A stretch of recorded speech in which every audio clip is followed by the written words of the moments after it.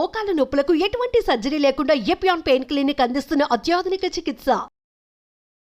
నమస్కారం, welcome to Suman TV. నేను గీతాంజలి. 2025వ సంవత్సరం వచ్చేసింది. మరి ద్వాదశ రాశుల్లో జన్మించిన వారి జాతక ఫలితాలు ఏ విధంగా ఉండబోతున్నాయి? మెరుగైన ఫలితాల కొరకు ఎటువంటి పరిహారాలు వారు చేసుకోవాలి? మంచిగా ఉన్న రాశులు ఏవి, అంటే మంచి ఫలితాలను ఇచ్చేటువంటి రాశులు ఏ ఉన్నాయి, అలాగే చెడు ఫలితాలు ఏ రాశులు వారు అందుకోబోతున్నారు, ఈ వివరాలన్నీ ఇవాళ వీడియోలో నేను మీకు వివరిస్తాను. వివరించేందుకు ప్రస్తుతం మనతో పాటు ఉన్నారు ప్రముఖ జ్యోతిషులు బ్రహ్మశ్రీ నందిబట్ల శ్రీహరి శర్మ గురువు గారు. వారితో మాట్లాడదాం. గురుగారు నమస్కారం అండి. వాగర్థ వివ సంపృక్తౌ వాగర్థ ప్రతిపత్తయే జగతః పితరౌ వందే పార్వతీ పరమేశ్వరౌ. సదాశివ సమారంభాం శంకరాచార్య మధ్యమాం అస్మదాచార్య పర్యంతం వందే గురు పరంపరాం. ఆదిత్యాయ చ సోమాయ మంగళాయ బుధాయ చ గురు శుక్ర శనిభ్యశ్చ రాహవే కేతవే నమః. శృంగేరి జగద్గురు పీఠాధిపతులకి, కంచి పీఠాధిపతులకి నమస్కారములు తెలియచేసుకుంటూ కార్యక్రమాన్ని ప్రారంభిద్దాం. వీక్షించేటువంటి సుమన్ టీవీ ప్రేక్షకులకి గమనిక, ఇప్పుడు మనం చెప్పుకోబోయేటువంటి రాశి ఫలాలు ఏవైతే ఉన్నాయో అవన్నీ కూడా ఆంగ్ల నూతన సంవత్సర గమనాన్ని దృష్టిలో పెట్టుకుని జనవరి 1వ తారీఖు నుంచి డిసెంబర్ 31వ తారీఖు వరకు మాత్రమే ఉన్నటువంటి గ్రహాల స్థితిగతులను బట్టి వివిధ రాశుల వారికి ఏ విధంగా ఉండబోతుందో తెలుసుకుందాం. మనకు సాంప్రదాయానుసారంగా వచ్చేటువంటి ఉగాది నుంచి ప్రారంభమయ్యే రాశి ఫలితాలని, అనగా వచ్చే విశ్వావసునామ సంవత్సరానికి సంబంధించి ఉగాది ప్రారంభమయ్యడానికి అంటే ముందుగా మళ్ళీ ఆ యొక్క ఉగాది సందర్భంగా మళ్ళీ వివిధ రాశుల వారికి సంబంధించి రాశుల ఫలితాలు ఇవ్వడానికి ప్రయత్నం చేస్తాను. కాబట్టి ఇటువంటి దాంట్లో ప్రపంచమంతా అంగీకరిస్తున్నటువంటిది 2025 నూతన సంవత్సరం. అదేవిధంగా మనము కూడా ఆంగ్ల నూతన సంవత్సరం అనేటువంటి భావనతో ఈ యొక్క కార్యక్రమం చేస్తున్నాం. అదే ఉగాది నాడైతే మార్చి 29వ తారీఖు నుంచి మళ్ళీ 2026, 28 వరకు ఉండేటువంటి గమనం వరకు ఉండేది చెప్పేటువంటిది. అవి మనం మరియు వీడియోలో తెలియజేసుకుందాం. అదే అడగబోతున్నాను గురుగారు. అంటే సాధారణంగా ఒకటే ప్రశ్న అడుగుతారు, ఉగాది కదా అసలు చెప్పాలి జాతక ఫలితాలు అనేవి, ఈ లోపు ఏంటి అంటే ఒక సాంప్రదాయంగా అది కొనసాగిపోతుంది. అంటే మనకి ఏమని చెప్పబడింది అంటే, ధర్మం ఏం చెప్పబడింది శాస్త్రంలో అంటేనమ్మా, ప్రపంచమంతా ఏది ఒక విషయం గురించి ఒక తాటి మీద ఉంటుందో అది ధర్మమే కూర్చుంటుంది, శాస్త్రమే కూర్చుంటుంది. ఇక మరి ద్వాదశ రాశుల వారి జాతక ఫలితాలు తెలుసుకుందాం. ముందుగా గ్రహస్థితులు ఏ విధంగా ఉన్నాయో తెలియచేస్తారా? జనవరి 1, 2025 నుంచి. ఇక గ్రహస్థితిలోకి గనక గమనించుకున్నట్లయితే ముఖ్యంగా గురువు 9th మే వరకు కూడాను ఈ వృషభ రాశిలో సంచారం చేస్తున్నాడు. 9th మే నుంచి మిథున రాశిలోకి సంచారం, 9th మే నుంచి సెప్టెంబర్ 27వ తారీఖు వరకు. ఇక సెప్టెంబర్ 28 నుంచి నవంబర్ 11వ తారీఖు వరకు కర్కాటక రాశిలో. ఇక నవంబర్ 12వ తారీఖు నుంచి డిసెంబర్ 28 వరకు కర్కాటక రాశిలోనే వక్రీకరించే స్థితి పొంది ఉండడం. ఇక శని భగవాన్ల వారిని కనుక చూసుకున్నట్లయితే 15 ఏప్రిల్ వరకు కుంభరాశిలో సంచారం చేస్తున్నారు. 16 ఏప్రిల్ నుంచి అక్టోబర్ 9వ తారీఖు వరకు మీనరాశిలో సంచారం. ఈ మధ్య కాలంలో జూలై 8వ తారీఖు నుంచి వక్రీకరించి మీనరాశిలోనే సంచారం చేస్తున్నాడు. అలాగే అక్టోబర్ 10వ తారీఖు నుంచి కుంభరాశిలో సంచారం చేస్తూ వక్రీకరించి కుంభరాశిలో. నవంబర్ 26వ తారీఖు నుంచి వక్రత్యాగము శని భగవాన్ల వారు చేస్తున్నారు. ఇక రాహుకేతులు కనుక చూసుకున్నట్లయితే 15 మే వరకు కేతువు కన్యలో మరియు రాహువు మీనరాశిలోకి. అలాగే 16 మే నుంచి సింహరాశిలో కేతువు, అలాగే కుంభరాశిలో 16 మే నుంచి రాహుగ్రహ సంచారం జరుగుతుంది. ఇక్కడ గమనించుకున్నట్లయితే ఇక్కడ వీక్షించేటువంటి ప్రేక్షకులకు అందరికీ తెలియజేయాల్సినటువంటి అంశం ఏంటంటే, ముఖ్యంగా అందరూ ఈ ద్వాదశ రాశుల గురించి రాగానే అందరూ ఆలోచించేటువంటిది ముఖ్యంగా శని దోషం, ఏలినాటి శని, అష్టమ శని, అర్ధాష్టమ శని, కంటక శని, యోగ శని, ఈ శని దోషాలు. అయితే ఇక్కడ 15 ఏప్రిల్ వరకు శని కుంభరాశిలో సంచారం చేస్తూ 16 ఏప్రిల్ నుంచి మీనరాశిలోకి సంచారం చేస్తున్నా, ఈ యొక్క జూలై 8 నుంచి మీనరాశిలోనే సంచారం చేస్తూ వక్రీకరించినటువంటి కారణం చేత మళ్ళీ ఈ కుంభరాశి ఫలితాన్ని ఇస్తాడు. అక్టోబర్ 10న కుంభరాశిలోనే వక్రీకరించి ఉన్నటువంటి స్థితిగతుల చేత ఏమవుతుంది, మళ్ళీ మకర రాశి ఫలితాన్ని శని భగవానులు ఇస్తారు. కాబట్టి అర్థం చేసుకోవాల్సినటువంటి అంశం ఏంటంటే, ఎవరికి కూడాను ఈ సంవత్సరం శని భగవానుడు యోగదాయకంగా పూర్తిగా లేడు. 12 రాశుల వారికి అష్టమ శని, అర్ధాష్టమ శని, కంటక శని, యోగ శని, దాంపత్య శని, ఈ రాశుల ఈ యొక్క దోషాల, శని దోషాలు ఏదో ఒక సందర్భంలో కొన్ని నెలల పాటు అందరూ రాశుల వారు అనుభవించాల్సిందే తప్ప ఇక్కడ ప్రత్యామ్నాయము లేదు. కాబట్టి ఇక కుంభరాశి వారికి ఏలినాటి శని వెళ్ళిపోతుందని సంతోషం కానీ, ఈ యొక్క సంబంధించి మకర రాశి వారికి ఏలినాటి శని వెళ్ళిపోతుందని సంతోషం కానీ, లేకపోతే కర్కాటక రాశి వారికి అష్టమ శని దోషం పోతుందని కానీ భావించాల్సిన అవసరం లేదు. వృశ్చిక రాశి వారికి అర్ధాష్టమ శని దోషం పోతుందని కూడా భావించాల్సిన అవసరం లేదు. ఎందుకంటే శని మళ్ళీ రుజు మార్గంలో వెళ్ళి మళ్ళీ వక్ర మార్గం చేత వక్రగతిన సంచారం చేస్తున్నటువంటి కారణం చేత 12 రాశులు శని ప్రభావానికి గురవుతాయి. కాబట్టి ఈ సంవత్సరం అన్ని రాశుల వారు శని దోష పరిహారములు ఖచ్చితంగా చేసుకోవలసినదే, అందులో సందేహం లేదు. గురుగారు, గ్రహస్థితులు ఏ విధంగా ఉన్నాయో తెలియజేశారు. మరి సింహరాశి వారి జాతక ఫలితాలు ఏ విధంగా ఉన్నాయో తెలియజేస్తారా? వీక్షించేటువంటి సుమన్ టీవీ ప్రేక్షకులకి ఈ యొక్క 2025 సంవత్సరంలో జనవరి 1వ తారీఖు నుంచి డిసెంబర్ 31వ తారీఖు వరకు సింహరాశి వారికి ఏ విధంగా ఉండబోతుందో తెలుసుకుందాం. ముందుగా గమనించుకున్నట్లయితే ఈ యొక్క సింహరాశిలో జన్మించినటువంటి వ్యక్తులకి 9 మే వరకు గురువు వృషభ రాశిలో 9వ స్థానంలో సంచారం చేస్తూ ఉండడం, దశమ స్థానంలో సంచారం చేస్తూ ఉండడం, అలాగే 9 మే నుంచి సెప్టెంబర్ 27 వరకు లాభస్థానంలో సంచారం, మళ్ళీ సెప్టెంబర్ 28 నుంచి నవంబర్ 11 వరకు కర్కాటకంలోనే. మళ్ళీ ఇక్కడ గమనించుకున్నట్లయితే ప్రధానంగా ఈ యొక్క ఇటు శని బలము మరియు గురు బలము తక్కువగా ఉన్నటువంటి కారణం చేత కొన్ని ఇబ్బందికర పరిస్థితులు అనేటువంటివి ఈ సింహరాశిలో జన్మించినటువంటి వారు ఈ సంవత్సరం ఎదుర్కోబోతున్నారు. కాబట్టి ఇబ్బందులు అనేటువంటివి ముందుగానే మనకు ఉన్నాయని తెలుసుకున్నప్పుడు దాని నుంచి ఎలా బయటపడాలో అనేటువంటి ఆలోచనతో క్రమశిక్షణతో గనక ఉన్నట్లయితే ఈ సింహరాశి వారికి ఈ యొక్క 2025 సంవత్సరం అంతా కూడాను ఆనందదాయకంగా ఉంటుందని చెప్పవచ్చు. అయితే ఇక్కడ గమనించుకున్నట్లయితే ప్రధానంగా మార్చి 30వ తారీఖు వరకు గురువు వక్రీకరించి ఉండడం, 9వ స్థాన ఫలితాన్ని ఇవ్వడం, తద్వారా ఏమవుతుంది, ప్రధానంగా విదేశీ యానానికి సంబంధించి చేయ ప్రయత్నాలన్నీ కూడాను కొలిక్కి వస్తాయి. విదేశీ విద్య లేదా విదేశంలో ఉద్యోగం కోసం ప్రయత్నం చేసే సింహరాశిలో జన్మించినటువంటి వాళ్ళకి అంతా శుభకరంగా ఉంటుందని చెప్పవచ్చు. ఇక దశమస్థానం ఉన్నటువంటి సంచార ప్రభావం చేత ఎప్పుడు ఏప్రిల్ 1వ తారీఖు నుంచి 9 మే వరకు కూడా దశమ స్థానంలో సంచారం చేస్తుండడం. కాబట్టి ఈ యొక్క సింహరాశిలో జన్మించినటువంటి ఉద్యోగస్తులు ఎవరికైతే ఉంటారో వాళ్ళకి సాధారణమైనటువంటి ప్రమోషన్స్తో కూడుకున్నటువంటి బదిలీలు కానీ, లేకపోతే ఈ యొక్క ప్రమోషన్స్ అనేటువంటివి, కొత్త బాధ్యతలు అనేటువంటివి ఈ 1 ఏప్రిల్ నుంచి 9 మే వరకు మధ్యకాలంలో మీకు ఏర్పడతాయని చెప్పవచ్చు. ఇక 9 మే నుంచి సెప్టెంబర్ 27వ తారీఖు వరకు లాభస్థానంలో గురు సంచారం చేస్తున్నటువంటి ప్రభావం చేత మనం లాభం అంటే యోగదాయకంగా ఉంటుంది అనుకుంటాం. కానీ కొన్ని విపత్కర పరిస్థితులు గురుగ్రహ ప్రభావాలను ఎదుర్కోవాల్సి వస్తుంది. అంటే ఏమవుతుంది, ఉద్యోగంలో చేసేటువంటి వాళ్ళైతే అధికారుల యొక్క ఆగ్రహాలకు గురవడం, అలాగే తోటి ఉద్యోగస్తులు సహకరించకపోవడం, అలాగే వ్యాపారస్తులైతే కస్టమర్స్ వల్ల ప్రభావాలు ఎక్కువగా ఇబ్బందులు పడుతూ ఉండడం, అలాగే వృత్తుల్లో ఉన్న వాళ్ళైతే సహాయ సహకారాలు, పెద్దల యొక్క సహాయ సహకారాలు రాకపోవడం, అనుకున్నటువంటి పనులు, పెద్దవాళ్ళ నుంచి కావాల్సినటువంటి పనులు అన్నీ కూడాను డిలే అవుతుండడం ఈ యొక్క సింహరాశిలో జన్మించినటువంటి ఉద్యోగస్తులు, వ్యాపారస్తులు, కుల వృత్తుల్లో ఉన్న వాళ్ళు గమనించవచ్చు. ఇక ప్రైవేట్ రంగంలో ఉన్నటువంటి వాళ్ళకైతే కూడా సాధారణంగా ఉద్యోగం కోసం ఎక్కువగా ప్రయత్నం చేయాల్సి వస్తుంది. నిరుద్యోగస్తులు బాగా కష్టపడితే తప్ప ఉద్యోగాన్ని సంపాదించుకోలేనటువంటి పరిస్థితి. సాధారణమైనటువంటి ప్రమోషన్స్తోనే ఈ యొక్క సింహరాశిలో జన్మించినటువంటి ఉద్యోగస్తులు ఉంటారని చెప్పవచ్చు. ఇక గమనించుకున్నట్లయితే ప్రధానంగా ఈ యొక్క శని ప్రభావం, శని 15 ఏప్రిల్ వరకు కుంభరాశిలో సంచారం చేస్తూ 16 ఏప్రిల్ నుంచి శని భగవానుల వారు అక్టోబర్ 9 వరకు మీనరాశిలో సంచారం చేస్తున్నాడు.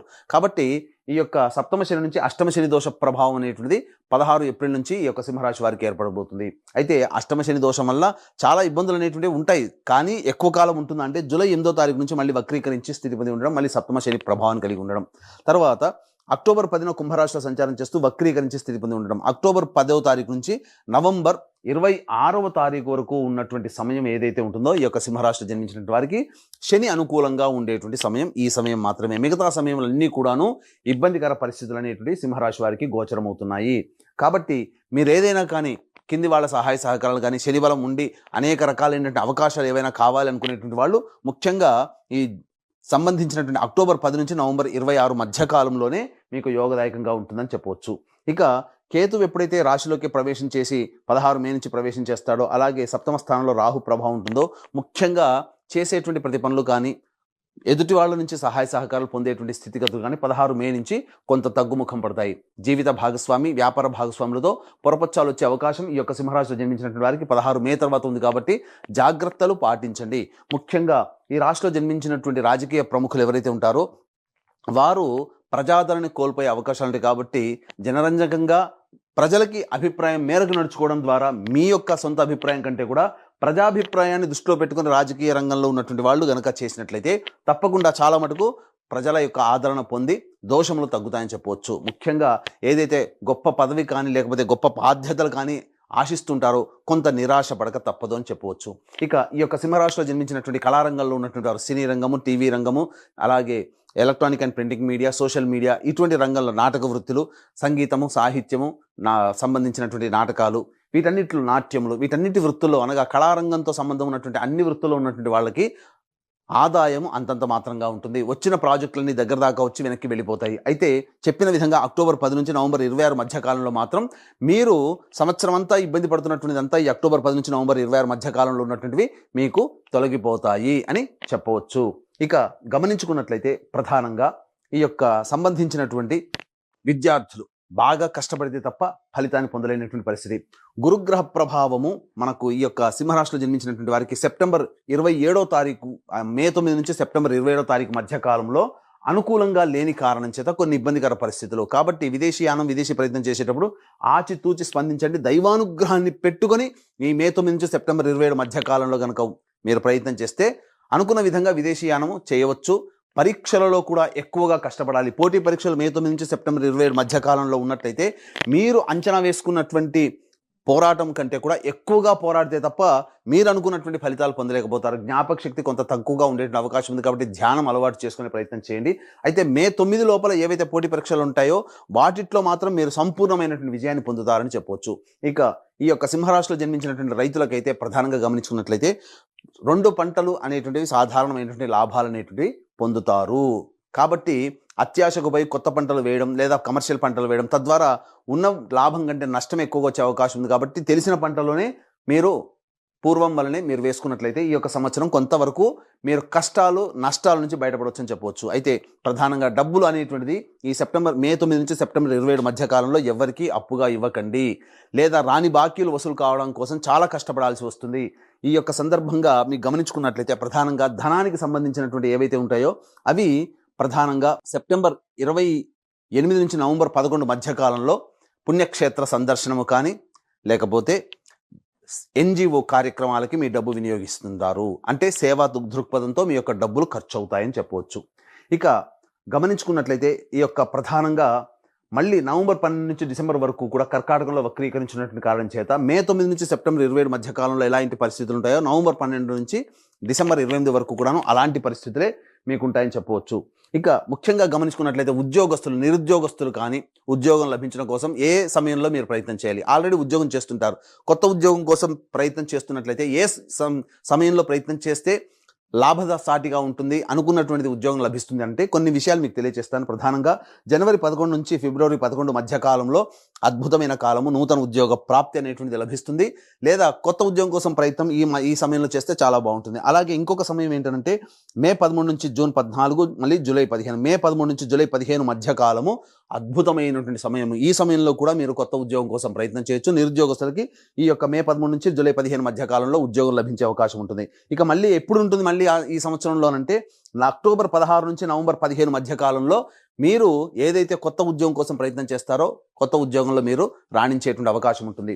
ఇక ప్రధానంగా ఎఫ్ఎంసీజీ రంగము, ఫుడ్ సంబంధించినటువంటిది, జనరల్ స్టోర్స్, రెస్టారెంట్ బిజినెస్, విద్యాలయ సంస్థలు నడిపేటువంటి వాళ్ళు, అలాగే జ్యువెలరీ రంగంలో ఉన్నటువంటి వారు, పూజా స్టోర్సు, పండ్ల వ్యాపారస్తులు, పికిల్ అనగా కర్రీ పాయింట్ నడుపుకునేటువంటి వాళ్ళు, తీర్థయాత్రలు చేసేటువంటి వాళ్ళు, ఇట్లాంటి వ్యవహారం, సూపర్ మార్కెట్ నడిపేటువంటి వాళ్ళు, ఎవరైతే ఫుడ్కు సంబంధించినటువంటి వ్యవహారంలో ఉన్నట్టున్నారో వాళ్ళు ఏదైనా వ్యాపార విస్తరణ చేయాలి అనుకున్నప్పుడు మీరు జనవరి 1 నుంచి మే 9వ తారీఖు లోపలనే మీరు ప్రయత్నాలు ప్రారంభించండి. తత్ఫలితంగా మీరు ఆ మే 9 తర్వాత చేసే ప్రయత్నాలన్నీ కూడాను మందకొడిగా సాగుతాయి. లాభం కంటే కొంత నష్టం కూడా చవి చూడాల్సి వస్తుంది. కాబట్టి మే 9 లోపలనే, జనవరి 1 నుంచి మే 9 లోపలనే ఈ రంగంలో ఈ వృత్తుల్లో ఉన్నటువంటి వాళ్ళు తప్పకుండా ప్రయత్నం చేస్తే మీరు అభివృద్ధి బాటలో ఉంటారని చెప్పవచ్చు.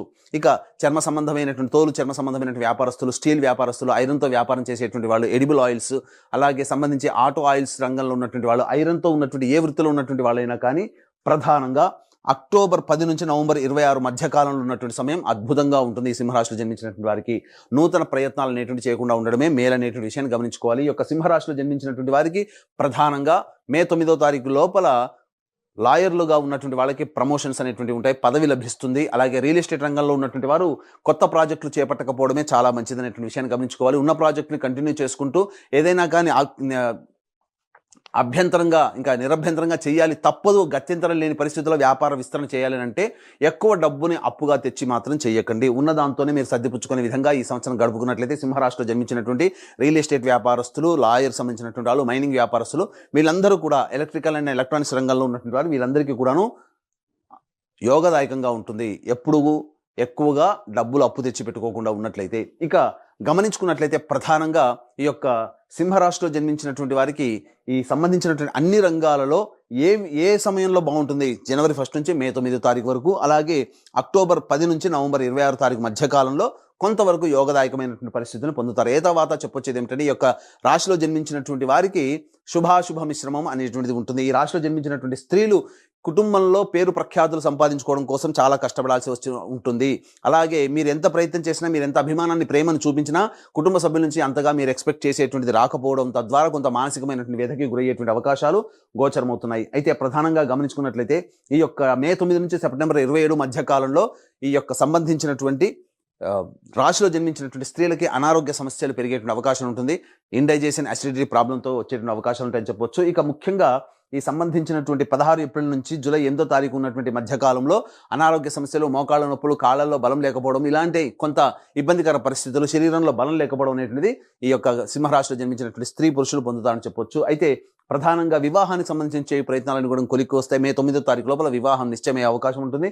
మళ్ళీ ఇంకా ఎప్పుడు ఇలాంటి అవకాశం ఉంటుంది అని అనుకుంటే, ప్రధానంగా జూలై 8 తారీఖు నుంచి అక్టోబర్ 10 తారీఖు వరకు ఉన్నటువంటి సమయం వివాహానికి అనుకూలంగా ఉండేటువంటి సమయంగా చెప్పవచ్చు. కాబట్టి మే 9 లోపలైనా, జూలై 8 నుంచి అక్టోబర్ 10 తారీఖు లోపలైనా కానీ వివాహానికి అనుకూలంగా ఉంటుంది. అయితే ప్రధానంగా ఈ యొక్క రాశిలో జన్మించినటువంటి దంపతుల మధ్య లేదా వ్యాపార భాగస్వాముల మధ్య కొంత పొరపచ్చాలు వచ్చే అవకాశం ఉంది. కాబట్టి మాటని తక్కువగా వాడుకుంటూ లౌక్యంతో వ్యవహరించినట్లయితే జీవిత భాగస్వామితోనూ, వ్యాపార భాగస్వామితోనూ అంతగా ఇబ్బందికర పరిస్థితులు అనేటువంటి ఎదురవవు. ఏ తర్వాత ఈ యొక్క సింహరాశిలో జన్మించినటువంటి వారికి సామాన్యమైనటువంటి యోగదాయకమైనటువంటి పరిస్థితులే ఉంటాయని చెప్పవచ్చు.